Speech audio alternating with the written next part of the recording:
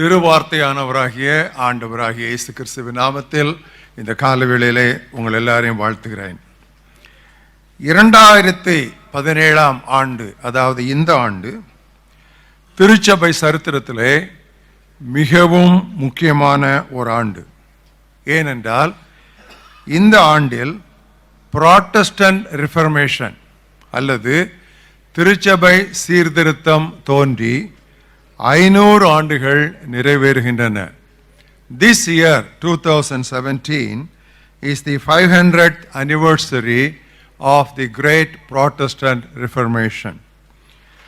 1517 ஆண்டு, அதாவது 500 ஆண்டுகளுக்கு முன்பதாக அக்டோபர் மாதம் 31 நாள் மார்ட்டின் லூத்தர் என்ற ரோமன் கத்தோலிக்க பாதிரி தனக்கு திருவசனத்திலிருந்து கிடைத்த வெளிச்சத்தின் மூலமாக 95 தீசிஸ் அல்லது நியாயங்கள் அல்லது விவாதங்களை ரோமன் கத்தோலிக்க மார்க்கத்தின் துருபதேசங்களுக்கு எதிராக ஜெர்மனியில் உள்ள விட்டன்பர்க் என்ற நகரில் உள்ள ஆல் செயின்ட்ஸ் சகல பரிசுத்தவான்கள் பேராலயம் ஆல் செயின்ட்ஸ் கத்தீட்ரலுடைய கதவுகளிலே ஆணி அறைந்த நாள். இது திருச்சபையிலே மறக்க முடியாத ஒரு நாள். இந்திய சரித்திரத்தை எடுத்து பார்த்தால் 1984 ஆண்டு அக்டோபர் 31 அதாவது 33 ஆண்டுகளுக்கு முன்பதாக இந்திரா காந்தி அம்மையார் அவர் கொலை செய்யப்பட்டார். இந்தியாவிலே அக்டோபர் 31 அவ்விதமாக நினைவு கூறுவார்கள்.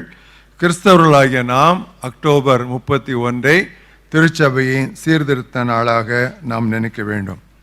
இந்த சீர்திருத்தம் அல்லது இந்த ரெஃபர்மேஷன் இதை குறித்து இன்றைக்கு உங்களோடு கூட சில முக்கியமான கருத்துக்களை பகிர்ந்து கொள்ளும்படியாக நான் வந்து நிற்கிறேன். What is reformation? சீர்திருத்தம் என்றால் என்ன?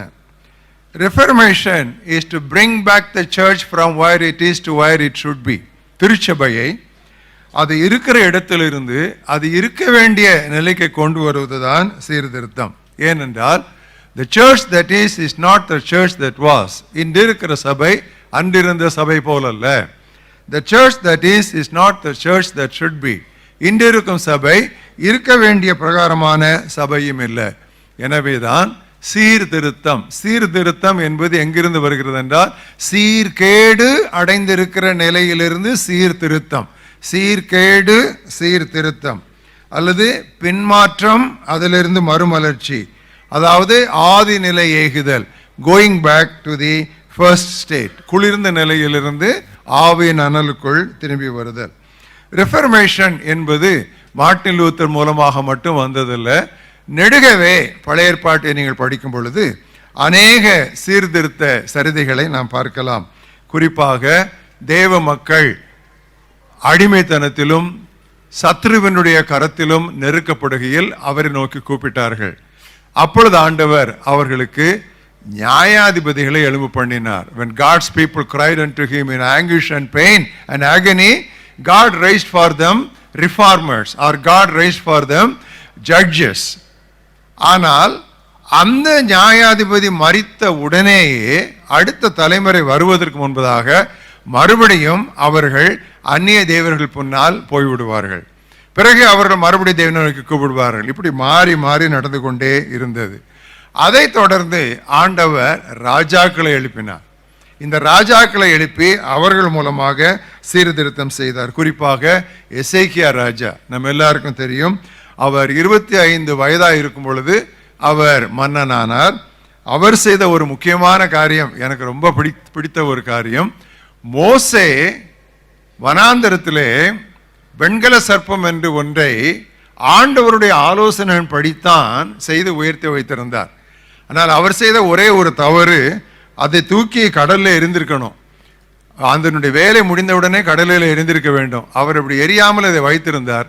எனவே இஸ்ரவேல் ஜனங்கள் இதை பார்த்துதானே மக்கள் சுகமடைந்தார்கள் என்று அதற்கு தூபம் காட்டி வந்தார்கள். They made it an idol. They idolized that brazen serpent. எனவே இந்த எசேக்கியா ராஜா என்ன செய்தார்? அதை சுக்கு நூறாக அவர் நொறுக்கினார். he broke it என்று சொல்லவில்லை பைபிளில், he broke it into pieces என்று இருக்கிறது. அடுத்து இன்னொரு ராஜா மூலமாக ஆண்டவர் சீர்திருத்தம் கொண்டு வந்தார். அவருடைய பெயர் யோசியா. அவர் 8 வயதாக இருக்கும் போதே ராஜ்யபாரத்திற்கு வந்தார். எப்படி 8 வயது வாலிபன் ஒரு அரசனாக முடியும் என்று அது விந்தையிலும் விந்தையாகத்தான் இருக்கிறது. ஆனால் அவர் வந்தவுடன் செய்த முதல் வேலை என்ன தெரியுமா? தேவாலயத்தை சுத்தம் பண்ணினார், தேவாலயத்தை பழுது பார்த்தார்.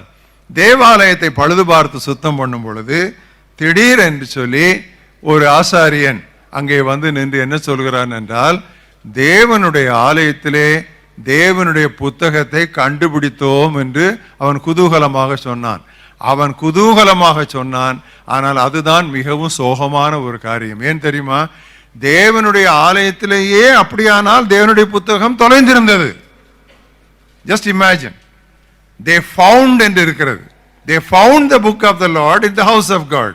அப்போ if they found the book of the Lord in the house of God, that means the book of God was lost not on the streets or in the supermarket, but the book of God was lost right inside the house of God. இன்றைக்கும் இது நிலைமை அதுதான். இன்றைக்கு அநேக திருச்சபைகளிலே வேத புத்தகம் கிடையாது, மற்ற எல்லாம் உண்டு, பிரசங்கங்கள் உண்டு. ஆனால் சுகர் ஃப்ரீ ஸ்வீட்ஸ் சொல்றது போல இன்றைக்கு ஸ்கிரிப்சர் ஃப்ரீ சர்மன்ஸ் ரொம்ப ஜாஸ்தி. அப்படிப்பட்ட நிலைமை இன்று நிறைந்திருக்கிறது. வேத புத்தகம் இன்றைக்கு திருச்சபையிலேயே தொலைந்திருக்கிறது. அதற்கு அடுத்து ஆண்டவர் தீர்க்கதரிசிகளை எழுப்பினார். முதலிலே ஜட்ஜஸ், பிறகு கிங்ஸ், பிறகு ஆண்டவர் தீர்க்கதரிசிகளை எழுப்பினார். இந்த தீர்க்கதரிசிகளை பார்த்தால் எப்பொழுது பார்த்தாலும் அவர்கள் என்ன சொல்வார்கள் தெரியுமா? ரிப்பென்ட், மனம் திரும்புங்கள். ரிட்டர்ன், திரும்பி வாருங்கள். ரிஃபார்ம், சீர்படுத்துங்கள். இந்த வார்த்தைகள் திரும்ப திரும்ப அவர்களுடைய செய்திகளிலே ஒலித்து கொண்டே இருக்கும். அதற்கு பிறகு ஆண்டவர் சில ரிஃபார்மர்ஸையே எழுப்பினார், சீர்திருத்தவாதிகளை எழுப்பினார். அவர்கள் யார்? எஸ்ரா, நெகமியா. அவர்கள் எழும்பி சீர்கெட்ட நிலையில் இருந்த தேவ மக்களுடைய நிலையை மாற்றி ஆதி நிலைக்கு கொண்டு வந்தார்கள். இன்னும் கூட இதே சீர்திருத்தத்தை எதிர்பார்க்கிற நமக்கு ஆண்டவர் கொடுக்கிற வாக்குத்தத்தத்தை வாசிக்க ஏசாயா புத்தகம் 58ஆம் அத்தியாயத்திற்கு திருப்புங்கள். வசனங்களை எல்லாம் நானே வசதியாக உங்களுக்காக நான் வாசிக்கிறேன். ஏசாயா 58ஆம் அதிகாரம் 12ஆம் வசனம். உன்னிடத்திலிருந்து தோன்றினவர்கள் பூர்வ காலம் முதல் பாழாய் கிடந்த ஸ்தலங்களை கட்டுவார்கள். தலைமுறை தலைமுறையாக இருக்கும் அஸ்திபாரங்கள் மேல் நீ கட்டுவாய், ஆதி நிலைக்கு நீ ஏகுவாய். திறப்பானதை அடைக்கிறவன் என்றும் குடியிருக்கும்படி பாதைகளை திருத்துகிறவன் என்றும் நீ பெயர் பெறுவாய். இதை எல்லாரும் உங்களுடைய வேத புத்தகத்தில் அடிக்கோடிட்டு, ஆண்டவரே இந்த பணியிலே நீர் என்னை பயன்படுத்தும். சீர்திருத்துகிறவன், சரிப்படுத்துகிறவன், பாதைகளை திருத்துகிறவன், திறப்பானதை அடைக்கிறவன், பூர்வ காலம் முதல் இருந்த நிலைக்கு தேவ மக்களையும் தேவனுடைய சபையையும் கொண்டு வருகிறவன், என்னுடைய வாழ்க்கையை ஆதி அன்புக்கு திருப்புகிறவன் என்று சொல்லி இந்த வாக்கை நீங்கள் அடிக்கடி நினைவுபடுத்தி ஆண்டவரை நோக்கி நீங்கள் ஜெபிக்க வேண்டும் என்று உங்களை வருந்தி கேட்டு இந்த வார்த்தையை நீங்கள் அடிக்கோடிடும்படி நான் சொல்லுகிறேன். இவையெல்லாம் ஆண்டவர் பழைய ஏற்பாட்டிலே செய்து கொண்டு வந்தாலும் தேவ மக்கள் நடுவிலே பின்மாற்றம் மறுபடி நடந்து கொண்டேதான் இருந்தது. எனவேதான் திடீரென்று ஆண்டவர் தம்முடைய தூதனை அனுப்பினார். அவன் ஒரு சத்தமாக வனாந்தரத்திலே வந்தான். அவன் பெயர் யோவான் ஸ்நானன். அவன் யோர்தான் நதியிலே மனம் திரும்புங்கள் என்று சொல்லி தன்னுடைய செய்தியை மிக தெளிவாக பிரசங்கித்து மனம் திரும்பி வந்த மக்களுக்கு ஞானஸ்நானம் கொடுத்து கொண்டிருந்தான். ஆனால் பரிசேயரும் சதுசேயரும் தன்னிடத்தில் வருகிறதை அவன் கண்டபோது, மக்கள் வந்து பாவங்களை அறிக்கையிட்டார்கள், அவர்களுக்கு திருமுழுக்கு கொடுத்தான். ஆனால் பரிசேயர் போன்ற மார்க்க தலைவர்கள் அவனிடம் வரும்பொழுது அவர்களை பார்த்து விரியன் பாம்பு குட்டிகளே என்று அழைத்தான். மக்களை பார்த்து அவன் அப்படி அழைக்கவில்லை. மக்களுக்கு ஒழுங்காக அவங்க வந்தாங்க, பாவத்தை அறிக்கை பண்ணாங்க, திருமுழுக்கு கொடுத்து ஆசீர்வாதத்தோடு போனாங்க. ஆனால் அந்த பரிசேயர், இவர்கள் விரியன் பாம்பு குட்டிகள், இவர்கள் திருமுழுக்கு பெற வந்தது பாவத்தில் இருந்து மனம் திரும்ப அல்ல, வருங்கோபத்துக்கு தப்பித்து கொள்ள. மன திரும்புதலிலே பலவிதமான நோக்கங்கள் உண்டு. எப்படியாவது நரகத்திற்கு தப்ப வேண்டும் என்று மனம் திரும்புபவர்கள் சிலர் உண்டு. நம்முடைய வழிகளை தேவனுக்கு முன்பாக, பிதாவுக்கு முன்பாக பிரியமானதாக மாற்ற வேண்டும் என்று சொல்லி மனம் திரும்புதலும் உண்டு. ஆண்டவர் பிரசங்கிக்கும் பொழுது மனம் திரும்புங்கள், நரகம் வரப்போகிறது என்று சொல்லவில்லை. மனம் திரும்புகள், பரலோக சமீபத்தில் இருக்கிறது. அதிலே கூட ஒரு நெகட்டிவ் இருக்கிறது, தவறான ஒரு எதிர்மறையான ஒரு அணுகுமுறை கூட அதில் நாம் இருக்கக்கூடாது. ஸோ அவர்கள் எப்படியாவது வரப்போகிற கோபத்துக்கு தப்ப வேண்டும், முழுகிக்கொள்வோம் என்று சொல்லி வந்தார்கள். அவர்களை பார்த்து விரியன் பாம்பு குட்டிகளே என்று சொன்னார். பிறகு ஆண்டவராக இயேசு கிறிஸ்து வந்தார். இயேசு கிறிஸ்து அப்பப்பா சுவிசேஷங்களை வாசித்து பார்த்தால் அந்த நாள் மார்க்க தலைவர்கள் மீது சாடினார். வாருங்கள், சில அத்தியாயங்களிலே, குறிப்பாக மத்தேயு 23ஆம் அத்தியாயத்திலே, உங்களுக்கு ஐயோ, உங்களுக்கு ஐயோ, உங்களுக்கு ஐயோ, பரிசேயரே, வேத பாரகரே, மாயக்காரரே, உங்களுக்கு ஐயோ என்று சொல்லி எத்தனை முறை ஐயோக்களை அள்ளி வீசினார் என்று பாருங்கள். இதையெல்லாம் ஆண்டவராய் இயேசு கிறிஸ்து அந்த நாளின் மார்க்க தலைவருடைய பின்மாற்றத்தை தடுத்து நிறுத்துவதற்காக. இயேசுவுக்கு அடுத்த அப்போஸ்தலர்கள் வருகிறார்கள். அதிலே பவுல் அப்போஸ்தலன் முக்கியமானவர். அவர் எபேசு சபையினுடைய மூப்பர்களை வரவழைத்து பிரிவரை கூறும்போது என்ன சொல்லுகிறார்? நான் சென்ற பின்பு மந்தையை தப்ப விடாத கொடிய ஓநாய்கள் வரும். பாருங்க, நெடுகவே அந்த சீர்திருத்தத்துக்கு ஒரு தேவை இருந்து கொண்டே வந்திருக்கிறது. அப்படியானால் அப்போஸ்தலர் காலத்துக்கு பிறகு கொடிய ஓநாய்கள் ஏராளம் வந்தன. அதைத்தான் பேதுருவும் சொன்னார், அவைகள் நாய்கள், அவைகள் பன்றிகள்.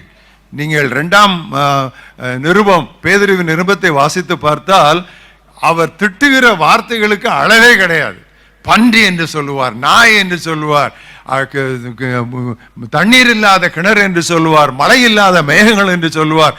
அவர் தன்னுடைய வார்த்தைகளை அடுக்கிக் கொண்டே போகிறார் இவ்விதமான துருவேதசக்காரரை குறித்து.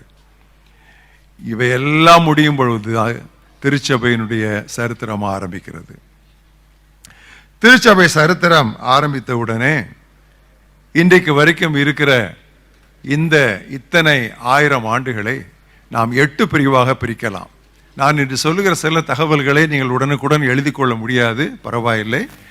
அவையெல்லாம் இப்பொழுது இங்கே ஒளிப்பதிவு செய்யப்படுவதால் நீங்கள் அதை பின்னாலே நீங்கள் பார்த்து கொள்ளலாம். ஆனால் நன்றாக கவனியுங்கள், ஏனென்றால் உங்கள் மனதிலே இதில் ஒரு தெளிவு உண்டாக வேண்டும். நன்றாக அதை பாருங்கள். அந்த நாளிலே அப்போஸ்தலர் காலத்திலிருந்து இன்று வரை இருக்கிற காலத்தை 8 காலங்களாக பிரிக்கலாம். நான் இப்பொழுது உங்களுக்கு செய்வது ஒரு அடித்தளம் போட்டு கொண்டிருக்கிறேன். பிறகு நான் சீக்கிரத்திலே மேற்கட்டிடத்திற்கு நான் வருவேன். முதலாவது அப்போஸ்தல சபை. இது கிறிஸ்துவுக்கு பின் 30 கிறிஸ்துவுக்கு பின் 100ஆம் ஆண்டு வரைக்கும் உள்ளது. AD 30 to AD 100, that is the apostolic church. அடுத்தது AD 100 to AD 313, கிறிஸ்துவுக்கு பின் 100 முதல் கிறிஸ்துவுக்கு பின் 313 வரை the persecuted church, துன்புறுத்தப்பட்ட சபை. இந்த துன்புறுத்தப்பட்ட சபையினுடைய முக்கியமான ஒரு சம்பவம் என்னவென்றால் 312ஆம் ஆண்டு, கிறிஸ்துவுக்கு பின் 312ஆம் ஆண்டு கான்ஸ்டன்டைன் என்கிற மன்னன் கிறிஸ்தவனானார். மனம் திரும்பவில்லை, ஆனால் கிறிஸ்தவரானார். It was a conversion without a personal salvation experience. அதாவது மனமாற்றம் இல்லாத ஒரு மதமாற்றம். அது அந்த மன்னன் அவ்விதமாக மாறினார். மன்னன் அப்படி மாறின உடனே நாடு முழுவதும் அந்த நாட்டிற்கே அதிகாரபூர்வமான அரசியல் மார்க்கமாக கிறிஸ்தவம் மாறினது. அப்படி கிறிஸ்தவம் மாறின உடனே it became fashionable to become Christians and it became advantageous to become Christians. கிறிஸ்தவர்கள் ஆவது ஒரு சாதகமான ஒரு காரியம், கிறிஸ்தவர் ஆகிறது ஒரு நாகரிகமான ஒரு காரியம். எனவே ஆயிரக்கணக்கில் மக்கள் கிறிஸ்தவர்கள் ஆனார்கள். 4% இருந்த கிறிஸ்தவர்கள் ஒரு சில ஆண்டுகளிலே 80% மாறினார்கள். நன்றாக கவனியுங்கள். 4% இருந்த கிறிஸ்தவர்கள் கான்ஸ்டன்டைன் கிறிஸ்தவன் ஆனவுடனே, கிறிஸ்தவமானது ரோம சாம்ராஜ்யத்தினுடைய அதிகாரபூர்வமான மார்க்கமாக அறிவிக்கப்பட்டவுடன் 4% it swelled up to 80%, 80% ஆயிற்று. இதை ஒரு தேவனுடைய மனிதன் எப்படி அழைக்கிறார் தெரியுமா? நோவா காலத்திற்கு அடுத்த பெரிய அழிவு இதுதான் திருச்சபைக்கு என்று சொல்லுகிறார். நம்மளோட நினைப்போம், ஐயோ 4% 80% ஆயிட்டாங்களே நினைப்போம். ஆனால் ஒரு தேவ மனிதன் என்ன சொல்கிறார் என்றால், நோவா காலத்துக்கு பிறகு வந்த பேரழிவு இதுதான். உங்களுக்கு இதை இன்னும் விளங்கி வைக்க வேண்டுமானால் நான் சொல்லுகிறேன். மகாத்மா காந்தி நம்முடைய தேச தந்தை. அவர் கிறிஸ்தவராக கிட்டத்தட்ட நெருங்கி வந்து விட்டார் என்றுதான் அருமையான தேவபக்தன் ஸ்டான்லி ஜோன்ஸ் அவருக்கு நெருங்கிய நண்பராக இருந்தார். அவர் தன்னுடைய புத்தகத்தில் எழுதியிருக்கிறார். Gandhi was almost a Christian. He literally memorized the Sermon on the Mount. மலைப்பிரசங்கத்தை கிட்டத்தட்ட அவர் மனனம் பண்ணி இருந்தார். அவர் கிறிஸ்தவர் ஆகலாமா என்று யோசித்துக் கொண்டிருந்தார். கிட்டத்தட்ட அந்த நிலைமைக்கு வந்தார். அவர் கிறிஸ்தவர் ஆகவில்லை. அவர் கிறிஸ்தவர் ஆகவில்லை என்பது ஒரு பெரிய காரியம் அல்ல. அவர் கிறிஸ்தவர் ஆகியிருந்தால், அதே போல அம்பேத்கர் கிறிஸ்தவத்தை தழுவ வேண்டும் என்று வெகுவாக யோசித்துக் கொண்டிருந்தார். ஏனால் கிறிஸ்தவத்தின் போதனைகள் அவரை அதிகமாக கவர்ந்தன. எப்படியாவது கிறிஸ்தவராக வேண்டும் என்று நினைத்த அவர் கிறிஸ்தவர்களுக்குள்ளே இருக்கிற இன வேறுபாடு, ஜாதி வித்தியாசம் இதையெல்லாம் பார்த்து விட்டுத்தான் அவர் இந்த பக்கம் திரும்பாமல் அந்த பக்கம் திரும்பி புத்த மதத்தை தழுவினார். அது அம்பேத்கர் செய்தது. நான் ஒரு கேள்வி கேட்கிறேன். மகாத்மா காந்தியும் டாக்டர் பாபு சாஹிப் அம்பேத்கர் அவர்களும் கிறிஸ்தவர்கள் ஆகியிருந்தால் இந்தியாவில் உள்ள கிறிஸ்தவருடைய எண்ணிக்கை இன்று இருப்பது போல் 4 என்று இருக்காது, 80 மாறி இருக்கும். அதுதான் இந்தியாவிற்கு நடந்த பெரிய அழிவாக இருந்திருக்கும். திருச்சபையிலே ஈசாக்குகளை விட இஸ்மவேலர் அதிகமாக இருந்திருப்பார்கள். 2 பேருக்கும் தகப்பன் ஆபிரகாம் என்று தான் சொல்லுவார்கள். 2 பேரும் விருத்தசேதனம் பெற்றுக்கொண்டோம் என்று தான் சொல்லுவார்கள். ஆனால் ஈசாக்கு தான், இஸ்மவேல் தான். மாம்சத்தினால் பிறப்பது மாம்சமாயிருக்கும், ஆவியினால் பிறப்பது ஆவியாயிருக்கும். பாருங்க, சபை சரித்திரம் எப்படி வளர்ந்து வந்து கொண்டே இருந்தது என்று பாருங்க. அதை அடுத்து 3வது இம்பீரியல் சர்ச், அதாவது ராஜாங்க திருச்சபை. அது ஏடி 313 முதல் ஏடி 476 வரை. இந்த காலத்தில் தான் ஆங்கிலிக்கன் சர்ச்சில் இருந்து வர்றவங்களுக்கு எல்லாம் தெரியும், அப்போஸ்தல விசுவாச பிரமாணம் ஒன்று நாம் சொல்லுவோம் இல்லையா? அந்த அப்போஸ்தல விசுவாச பிரமாணம், அப்பாசல்ஸ் கிரீட், அந்த காலத்தில் தான் எழப்பட்டது. இன்னும் சில திருச்சபைகளிலே அப்போஸ்தல பிரமாணம் சொல்ல மாட்டார்கள், அத்தனேஷியஸ் அல்லது நைசீன் கிரீட் என்று சொல்லுவார்கள். அவர்களுடைய நிசைநேயருடைய விசுவாச பிரமாணம் என்று சொல்லுவார்கள். அந்த பிரமாணமும் இந்த காலத்தில் தான் எழுதப்பட்டது. அதை அடுத்து 476 முதல் 1517 வரைக்கும் மத்திய கால திருச்சபை, மெடிவியல் சர்ச். இந்த திருச்சபையின் முடிவில் தான் திருச்சபையானது தனது இருண்ட காலத்திற்குள் நுழைந்தது. The church entered its dark ages in AD 476. The dark agesங்கிற வார்த்தை நீங்க ஹிஸ்டரி புக்கை எடுத்து வாசித்தீங்கன்னா தான் அந்த ஹிஸ்டரி புக்கை வாசிக்கும் போது பக்கத்துக்கு பக்கம் நாம் அழுது கண்ணீரை நாம் சிந்துவோம், பக்கங்களை நாம் நனைத்து விடுவோம். எப்படி ஆண்டவர் மகிமையாக நியமித்த ஒரு திருச்சபை நாளாவட்டத்திலே இருண்ட காலத்திற்குள் நுழைந்து, திருவசனம் இல்லாமல், கிருபையின் உபதேசங்கள் இல்லாமல், ஆரோக்கிய உபதேசம் இல்லாமல், வெறுமனே விக்கிரகாரான நிறைந்த ஒரு ரோமன் கத்தோலிக்க மார்க்கமாக மாறியது. அதை தொடர்ந்துதான் ரிஃபர்மேஷன் சர்ச் வந்தது. அதை நாம் சீர்திருத்த கால சபை என்று சொல்லலாம். அது 1517 முதல் 1648 வரை, ஏடி 1517 to 1648. அதுதான் அந்த 31ஆம் நாள் என்று சொன்னனே, அக்டோபர். மார்ட்டின் லூத்தர் தன்னுடைய 95 நியாயங்களை எழுதி வால் போஸ்டர் அடித்து எங்கேயோ போய் ஓட்டவில்லை, அடிக்க வேண்டியதை அடிக்க வேண்டிய இடத்தில் அடிக்க வேண்டும். எனவே அவர் அந்த 95 தீசிஸை எங்கே அடித்தார் தெரியுமா? ஆலய கதவில் போய் அடித்தார். துணிச்சல். இதுதான் பரிசுத்த துணிச்சல். இதுதான் பரிசுத்தாவின் அபிஷேகத்தினுடைய வல்லமை. துணிச்சல். அந்த நாட்களில் எல்லாம் போப்புக்கு எதிராக நிற்க வேண்டுமானால் சாதாரண தைரியம் போதாது, சிங்கம் போல் நிற்க வேண்டும். ஏனென்றால் போப்பு ஒரு அரசன் போல தலை வாங்கப்படும். ஆனால் அவர் தைரியமாக 95 நியமங்களை அவர் எழுதி ஆலய கதவிலேயே போய் அவர் ஆணி அறைந்தார். நமக்கு முன்னால் இப்படிப்பட்ட சில மக்களுடைய தைரியம்தான் நம்மை இன்று இருக்கிற இடத்திலே வைத்திருக்கிறது. அதை அடுத்து 1789 முதல் 1970 வரை, இல்ல அதற்கு முன்னால் 1648 முதல் 1780 வரை சிந்தனை கால திருச்சபை, தி என்லைட்டன்மென்ட் சர்ச். அதிலே வந்த நபர்களை பற்றி உங்களுக்கு சொல்லுகிறேன். ஜான் வெஸ்லி, அடிக்கடி சொல்லுவோம், ஜான் வெஸ்லி கர்த்தர் அந்த காலத்தில் எழுப்பினார். அதே மாதிரி ஜார்ஜ் விட்ஃபீல்ட், அவர் தான் வெளிப்பிரசங்க வேந்தர், prince of open air preachers. அடுத்து Jonathan Edwards, one of the brilliant theological minds in the evangelical world. Jonathan Edwards புத்தகங்கள்லாம் படிச்சா ஒரு நேரம் வாசித்தா புரியாது, 2 நேரம் வாசிக்கணும்.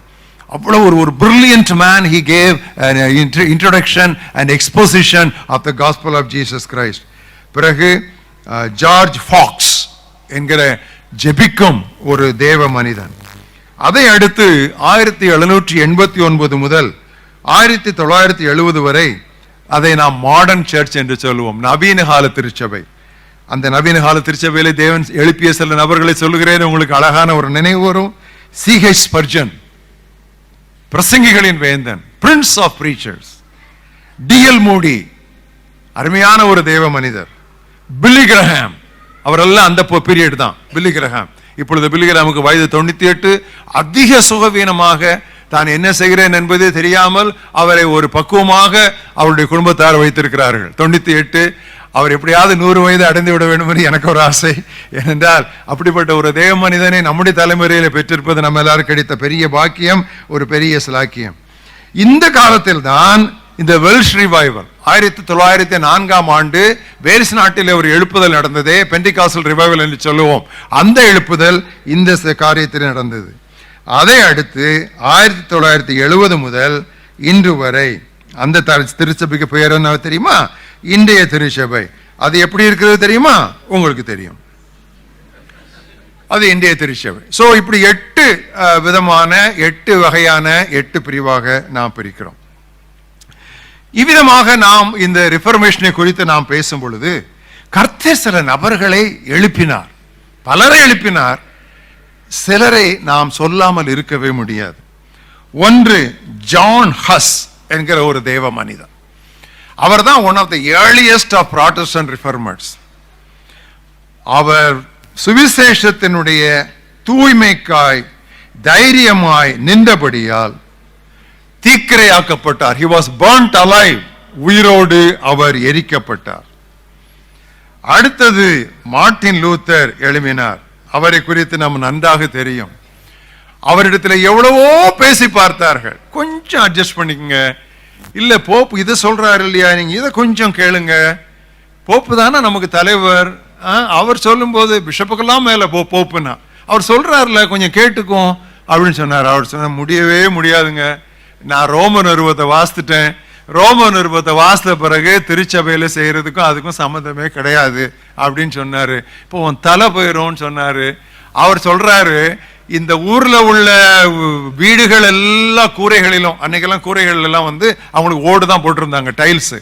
இந்த ஓடுகள் எல்லாம் பிசாசாய் மாறினாலும் here I stand. இது மார்ட்டின் லூத்தருடைய வார்த்தைகள், இது என்னுடைய வார்த்தைகள் அல்ல. அடிக்கடி நான் இந்த வார்த்தைகளை நான் என்னுடைய ஜெப அறையிலே நான் சொல்லிக் கொள்வேன். Here I stand. இதோ நான் நிற்கிறேன், நான் இங்குதான் நிற்பேன். I cannot do any other. நான் வேறு எதுவும் செய்ய முடியாது. God help me. இந்த 3 வரிகளை சொன்னார். Here I stand. I cannot do any other. சொன்னார். எது ப்ராப்ளமா மைக்ல? இல்லையா? இல்லையா? It's okay. என்று அவர் தைரியமாக, அவ்வளவு துணிச்சலாக அவர் சொன்னார். அடுத்து ஒரு தேவ மனிதன் எழுப்பினார். அவர் பெயர் வில்லியம் டிண்டேல். பழைய ஏற்பாட்டு பாதி பகுதியும் முழு புதிய ஏற்பாட்டையும் இவர்தான் ஆங்கிலத்தில் மொழியாக்கம் செய்தார். அது வரைக்கும் பைபிள் வந்து ஆங்கிலத்தில் கிடையாது, லத்தீன் மொழியில உண்டு. எப்படி சமஸ்கிருதம் வந்து பிராமண புரோகிதருக்கு மட்டும்தான் புரியும், மக்களுக்கு புரியாதோ, அதே விதமாக லத்தீன் மொழியிலே வேதம் இருந்தது. சாதாரண மக்களுக்கு அது புரியக்கூடாது என்று சொல்லி, மொழிபெயர்க்க கூடாது என்று சொல்லி அவர்கள் தடுத்து நிறுத்தினார்கள். அப்பொழுது வில்லியம் டிண்டேல் தைரியமாக வேதத்தை ஆங்கிலத்திலே அவர் மொழிபெயர்த்தார். அநேகர் ஆங்கில வேதாகம் வைத்திருக்கிறவர்கள் நாம் மிகவும் பிரியமாக தொன்று தொட்டு நாம் உபயோகித்து வருகிற வேதாகம் என்ன தெரியுமா? King James version. அந்த கிங் ஜேம்ஸ் வெர்ஷன் என்கிற அந்த முக்கியமான வேதத்தை இந்த டிண்டேல் டிரான்ஸ்லேஷனை வைத்துதான் அவர்கள் செய்தார்கள். கடைசியிலே அவரை தீக்கிரையாக்க வேண்டும் என்று சொல்லி அவருக்கு முன்பாக கட்டைகள் எல்லாம் அடுக்கப்பட்டன. தீக்கிரையாக கொண்டு செல்லுகிறார். செல்லுகிற வழியிலே கேட்கிறார்கள், நீங்கள் ஏதாவது சொல்ல விரும்புகிறீர்களா? பொதுவாக கொலை செய்ய போவதற்கு முன்பதாக, மரண தண்டனை விதிப்பதற்கு முன்பதாக இப்படி சில வார்த்தைகளை கேட்பார்கள். நீங்கள் ஏதாவது சொல்ல விரும்புகிறீர்களா? அப்போ இவர் சொல்றார், நான் ஒரு சின்ன ஜெபம் பண்ண விரும்புறேன்னார். சரி, அப்ப ஜெபம் பண்ணுங்கன்னார். அப்ப அந்த தன்னுடைய தீ அங்க தீ எரிஞ்சிட்டு இருக்கு, அது பக்கத்துல முழங்கால் போட்டு வில்லியம் டிண்டேல் என்ன ஜெபம் பண்ணார் தெரியுமா? Lord, open the eyes of the king of England என்று ஜெபம் பண்ணினார். ஆண்டவரே, இங்கிலாந்து நாட்டு மன்னனுடைய கண்களை திறந்தருளும் என்று ஜெபம் பண்ணார். கர்த்தர் அந்த ஜெபத்தை கேட்டு ஒரு சில ஆண்டுகளிலே இங்கிலாந்து நாட்டு அரசன் ஒரு ஆர்டர் கொடுத்தார். அந்த ஆர்டர் படி வந்த பைபிளுக்கு பேர் தான் கிங் ஜேம்ஸ் வெர்ஷன். அவர் நன்றாக நீங்கள் நம்முடைய அச்சகத்திலே இந்த ராயல் பிரிண்டிங் பிரஸ்ஸிலே அடிங்க. அதனால தான் பிரிண்டட் பை ஆர்டர்னு சொல்லி இருக்கும். கிங் ஜேம்ஸ் வெர்ஷன் பைபிள்ல ஃபர்ஸ்ட் பேஜ் எடுத்து பார்த்தீங்கன்னா printed by the order of king அப்படின்னு கிங் ஜேம்ஸ் இருக்கும். அது அந்த மனிதன் தீக்கிரையாக்கப்படுவதற்கு முன்பதாக ஜெபித்த ஜெபத்தினுடைய பலன். அதற்கு பிறகு தாமஸ் கிரான்மர் என்கிற ஒரு தெய்வ மனிதன் வந்தார். இவர் தான் இந்த ஆங்கிலிக்கன் சர்ச்சில், சிசி சர்ச்சில் ஒரு புஸ்தகம் வச்சிருப்போம் இல்லையா, பொது ஜெப புஸ்தகம், கேள்விப்பட்டிருக்கீங்களா? Common book of prayer. அந்த புக் எழுதினது இவர் தான். பிறகு ஜான் கால்வின் என்ற ஒரு தெய்வ மனிதன் வந்தார். இப்படி அநேகர் வந்து கொண்டே இருந்தார்கள். இவர்கள் எல்லாருடைய உபதேசங்களையும் சேர்த்து நாம் சீர்திருத்த கால உபதேசம் என்று சொல்லலாம். அந்த சீர்திருத்த காலத்தினுடைய சாராம்சம் சாறு. அந்த சாறை புழிந்துதான் இன்றைக்கு காலையிலே உங்கள் கைகளிலே இந்த புக் மார்க் ரிபன் தரப்பட்டது. எல்லாரும் கிடைச்சிருச்சா? கிடைச்சிருச்சு. கிடைக்காதவங்க முடிஞ்சபுறம் வாங்கிக்கோங்க. இதுல ஒரு புக் மார்க் ரிபன். இது இதற்காகவே நாங்கள் இந்த ஆண்டிற்கென்றே நான் தயாரித்தேன். பொதுவாக நம்ம புக் மார்க் கார்டு போட்டா ஏகப்பட்ட கார்டு வருது, பைபிள்ல வச்சு பைபிள் ரொம்ப மொத்தையாயிருது. ஸோ அதே அந்த கார்டுகளை என்ன பண்ணுன்னு தெரிய மாட்டேங்குது. ஆனா ரிபன் போட்டா நீங்க வெளியதுக்கு போட மாட்டீங்கிற ஒரே நோக்கத்தோட ரிபன்ல பிரிண்ட் பண்ணியிருக்கிறோம். அதை நீங்க பத்திரமா வச்சுக்கோங்க. அதுல நல்ல தெளிவா இருக்கு. இந்த உபதேசங்கள், சீர்திருத்த கால உபதேசங்கள் 5 கோஷங்கள், முழக்கங்கள் மூலமாக நமக்கு தெளிவாகின்றன. அந்த 5 அங்க பாருங்க, கையில் எடுத்து பாருங்க. சோலா ஸ்கிரிப்சரா, அது லத்தீன். தமிழிலே பைபிள் மட்டுமே, ஆங்கிலத்திலே பைபிள் அலோன். அடுத்து சோலா ஃபைட், விசுவாசம் மட்டுமே, ஃபெய்த் அலோன். மூன்றாவது சோலா கிரேஷியா, கிருபை மட்டுமே, ஆங்கிலத்திலே கிரேஸ் அலோன். அடுத்தது சோலோ கிறிஸ்டோ, கிறிஸ்து மட்டுமே, கிரைஸ்ட் அலோன். அடுத்தது சோலி டியோ குளோரியா, தேவ மகிமை மட்டுமே, காட்ஸ் குளோரி அலோன். இவை ஒவ்வொன்றிற்கும் முக்கியமான சில வசனங்கள் பின்பக்கத்திலே, அதாவது ப்ளூவில் இருந்து நான் வாசிப்போம், பின்னால ரெட் பிரிண்ட் இருக்கிற பக்கத்தில் உங்களுக்கு அதனுடைய விளக்கங்கள் எல்லாம் இருக்கிறது. இந்த சீர்திருத்தத்தை தொடர்ந்துதான் பல திருச்சபை பிரிவுகள் தோன்றின. Lutheran, Presbyterian, Methodist, Baptist, Congregationals and சற்று பிந்தி வந்தது பெண்டிகாஸ்டல்ஸ், பெந்தைகோஸ்து சபை. இதில் எது சரியான சபை, எது தவறான சபை, எது பூரண சபை, எது பூரணமற்ற சபை என்று என்னிடத்திலே கேட்டால், எல்லா திருச்சபைகளுக்கும் பலங்களும் உண்டு, பலவீனங்களும் உண்டு. நன்றாக கவனியுங்கள். நான் இது காலையிலே சொல்கிற அநேக வார்த்தைகள் இறையியல் கல்லூரிகளிலே நீங்கள் 3 ஆண்டு படித்த பிறகுதான் உங்களுக்கு புரியும். அதற்கு பிறகு கூட அநேகருக்கு புரிவதில்லை, குழம்பும். உங்களுக்கு நான் இன்னைக்கு அவ்வளவு தெளிவாக இந்த குறிப்புகளை உங்களுக்கு நான் சொல்லுகிறேன். இதை ஒரு முக்கியமான தெய்வ செய்தியாக எடுத்துக்கொண்டு கர்த்தருடைய வருகை வரைக்கும் இந்த பாதையிலே நீங்கள் பயணிக்க வேண்டும் என்று நான் உங்களை வருந்தி கேட்கிறேன். எல்லா திருச்சபைகளுக்கும் பலங்களும் உண்டு, பலவீனங்களும் உண்டு. All churches have their strengths and weaknesses. Why? Only then we need each other என்று சொல்லுவோம். அப்பொழுதுதான் நமக்கு ஒருவருக்கு ஒருவர் தேவை. அப்பொழுதுதான் ஒருவரிடமிருந்து ஒருவர் நாம் கற்றுக்கொள்ள வேண்டும் என்று நாம் அறிந்து கொள்ளலாம். இந்த 5 அடிப்படையான கோட்பாடுகளில் இருந்து சற்று வேறுபாடுகள் அங்கும் இங்கும் இருக்கலாம். ஆனால் அடிப்படையிலே நாம் இந்த 5 காரியங்களிலே மறுபடியுமாக நிலைப்பட வேண்டும் என்று சொல்லி மீதமுள்ள என்னுடைய 1 மணி நேரத்தில் நான் இந்த 5 குறிப்புகளையும் மிகவும் தெளிவாக விளங்குகிறபடி உங்களுக்கு நான் விளக்குகிறேன். நன்றாக கவனியுங்கள்.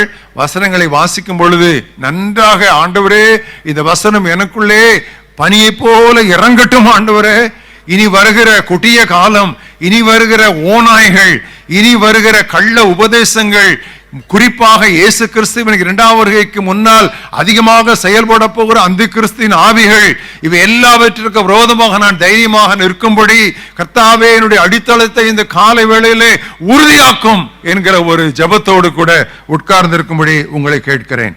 First of all, sola scriptura, scripture alone, Bible மட்டுமே. இந்த 5ஐயும் நாம் கவனிக்க போகிறோம். நன்றாக தெளிவாக வசனங்களை பாருங்கள். பைபிள் மட்டுமே. 2 பேதுரு திருப்புங்கள், 1ஆம் அத்தியாயம் 20ஆம் 21ஆம் வசனங்கள். 2 பேதுரு, இது முக்கியமான ஒரு வசனம். இதை அடிக்கடி நான் என்னுடைய பிரசங்கங்களிலே நான் மேற்கோள் காட்டுவேன். 20ஆம் 21ஆம் வசனம்.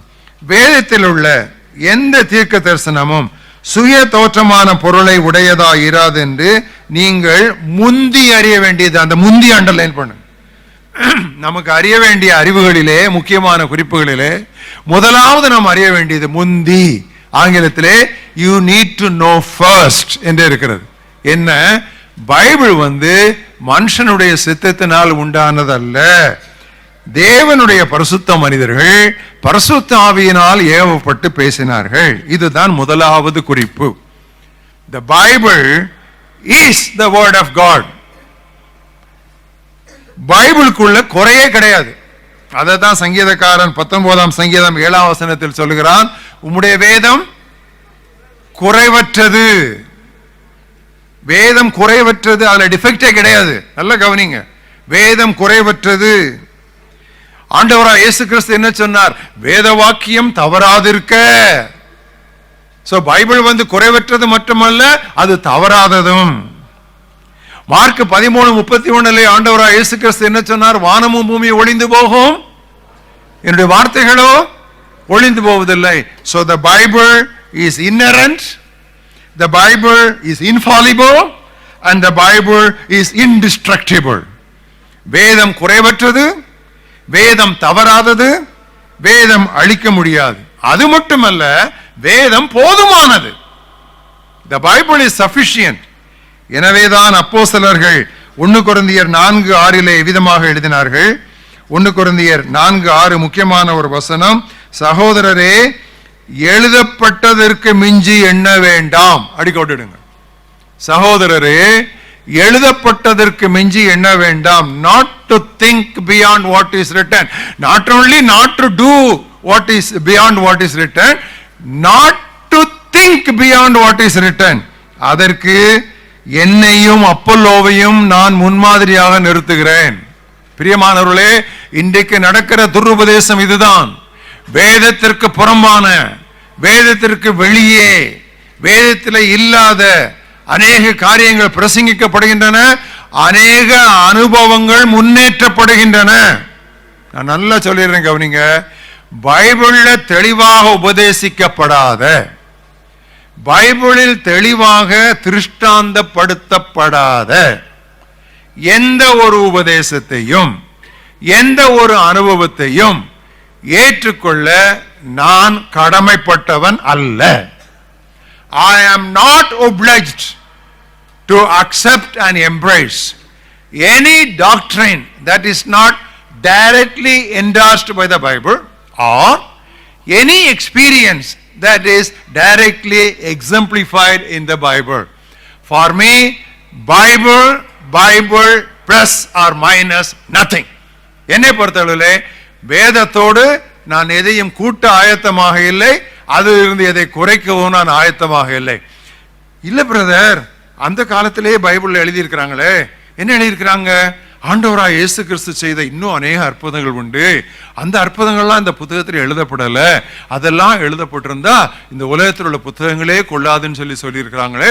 அதே மாதிரி இன்னைக்கு நடக்கிற இந்த சில காரியங்கள்லாம் பைபிள் இல்லைன்னா கூட அது ஆண்டவருடைய ஆவியானவர் செய்யறது பிரதர் அப்படின்னு சொல்லுவாங்க. அது ஒரு துருபதேசம். ஏன் அதை ஒரு துருபதேசம் என்று சொல்லுகிறேன் தெரியுமா? என்னோட கூட நீங்கள் வேத புத்தகத்திற்கு திருப்புங்கள். யோவான் 20ஆம் அத்தியாயம்.